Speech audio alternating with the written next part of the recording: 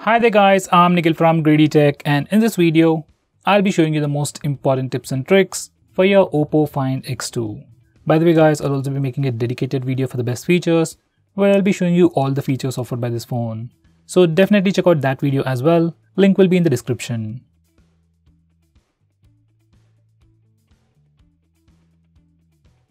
First, I'll start off with the navigation gestures. On this phone, it's called as swipe gestures from both sides. And once you turn it on, you get some extra options at the bottom. Make sure you enable switch to previous app toggle and vibrate on back navigation toggle. And once you're done, this is how the navigation gestures work. To go home, you can swipe from the bottom of the screen. For recent apps, you can swipe and hold. Now to go back a step, you can swipe from the left side or the right side and it takes back a step. For Google Assistant, you can swipe from the bottom left corner or bottom right corner diagonally to trigger Google Assistant. And every time you use these gestures or even the back button, you also get a subtle haptic feedback. Besides that, you can also swipe left or right on the bottom of the screen to quickly switch between applications, just like on iOS. Next, we have swipe down gesture on the home screen. By default, it is set to search or global search. Once you do a swipe down gesture, you can search for application names or even contacts directly from your home screen. I personally suggest you to change it to notification drawer. Once you do that, you can do a swipe down gesture to pull down the notification bar, which I think is much more helpful. Next, we can also change the display resolution on this phone. By default, it is set to auto switch and it can save some battery by sometimes automatically changing the resolution depending upon what you're doing. But it also gives you an inconsistent viewing experience. Personally, I would suggest you to keep it at the highest resolution to get the best experience. It affects the battery a little, but it adds to the overall experience and we are paying for the best experience. Next, we can also change the display refresh rate of this phone. This phone has a display with 120Hz refresh rate.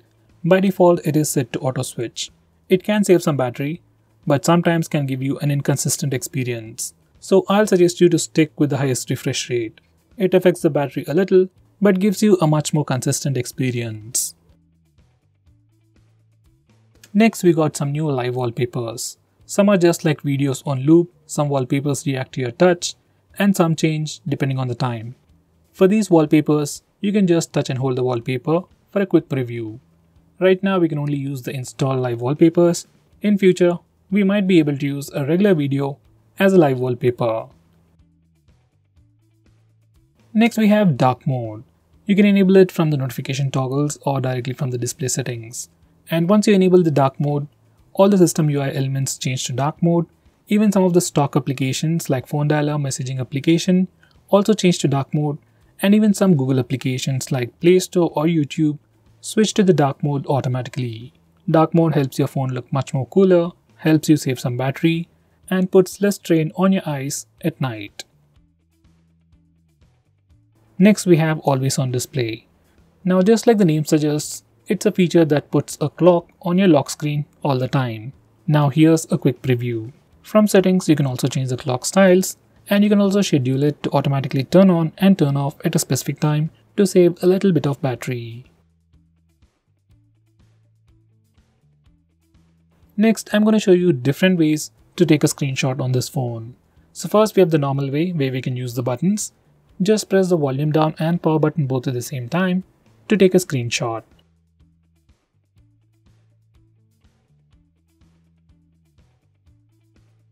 Next, we have 3-finger screenshot gesture.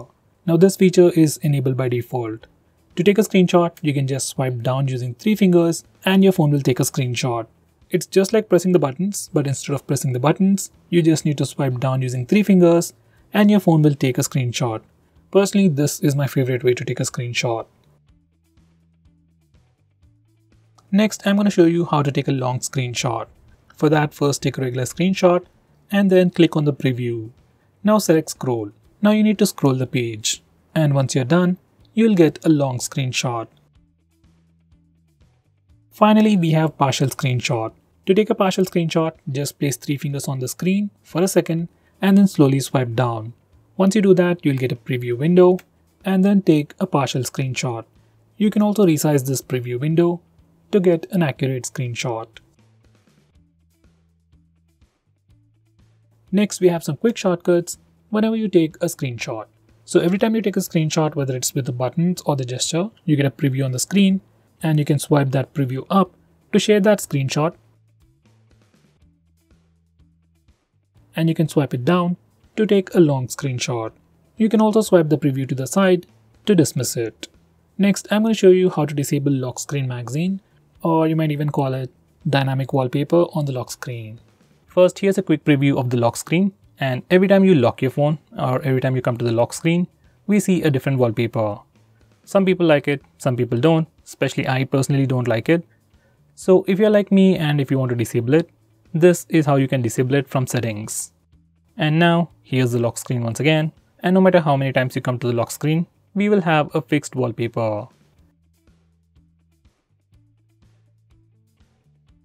Next, I'm going to show you some camera gestures. First, we have touch. Once you enable this feature, we can take a picture by just touching the preview screen. It works for both the rear camera and even for selfies.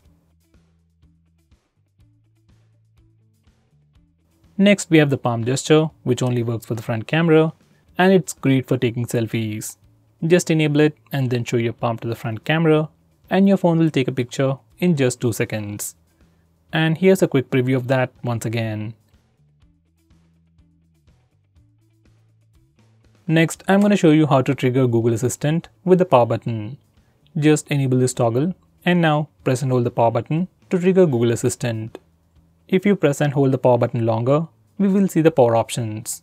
If you are using navigation gestures, this is pretty useful. Next, we have some important screen off gestures. We have things like double tap to wake. We can also draw a note to open the camera application. Next, we can draw a V to turn on the flash. We also have more like music controls and custom shortcuts. But most of the time, I just draw V to turn on the flash. And to turn it off, we can press the power button.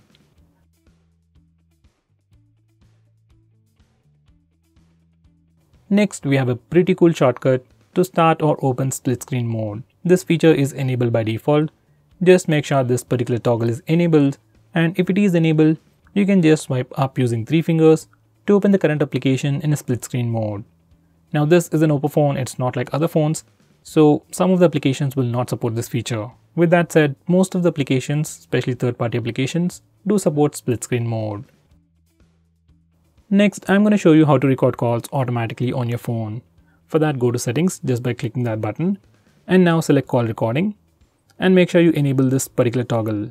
And once it is enabled, all the calls will be recorded automatically on your phone. Now this feature is available in India but might not be available in other countries. So if you can't find this feature on your phone, try using a third-party application. Next, I'm going to show you digital well-being. Now this is a feature from Google and you can find it in settings.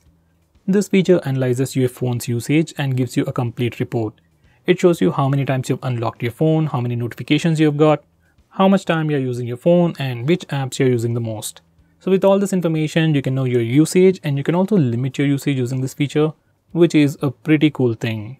So let's say if you don't want to watch videos on YouTube for more than 1 hour in a day, we can put up such restrictions using this feature.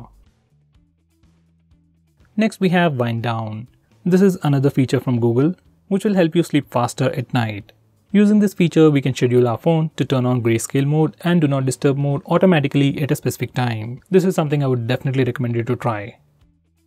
Next, I'm going to show you how you can change your default apps. Whether you want to change your default launcher, default browser or anything, for that we need to first go to settings. Once you're in settings, select app management, then select default apps. Now from this page, you can change your default launcher, default SMS application, browser and so on. I would definitely recommend you to change your default browser to Google Chrome.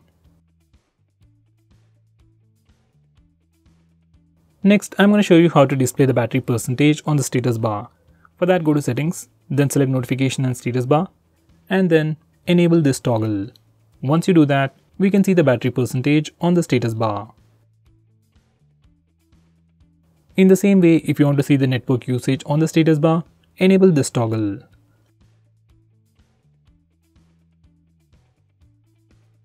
Next, I'm going to show you how to display the RAM information on the recent apps page. For that, go to settings, then select additional settings, and now enable this toggle. Once you do that, we can see the RAM or memory information in the recent apps page. Next, I'm going to show you how to record the screen on your phone. For that, first go to the toggles. And if you can't find the screen recording option, you need to click this button over here and search in the extra toggles. We have a dedicated toggle called Start Screen Recording. Just bring it up. And now we can start video recording just by using this toggle. Just click it and screen recording should start in 3 seconds. If your phone asks for any permissions, just grant them all. Next, I'm going to show you how to stop applications from automatically restarting in the background. For that, you need to first open Phone Manager. You can find it on the home screen or in your app drawer. Once you open it up, select Privacy Permissions, then select Startup Manager. Now from this page, we can start or stop applications from automatically restarting in the background. Personally, I'll enable this toggle for apps like Truecaller, WhatsApp or Instagram and disable it for everything else. So guys, these are the most important tips and tricks for your phone. If I missed out on anything important, do let me know by commenting below this video and definitely check out my video on best features. Link will be in the description. Now with that said, if you're planning to buy this phone, please use the link in the description. It always helps the channel. If you want us to make any specific video, tweet out to us with the hashtag AskGreedyTech on Twitter and we will try to make it as soon as possible. I'm Nikhil from GreedyTech signing off. Have a nice day.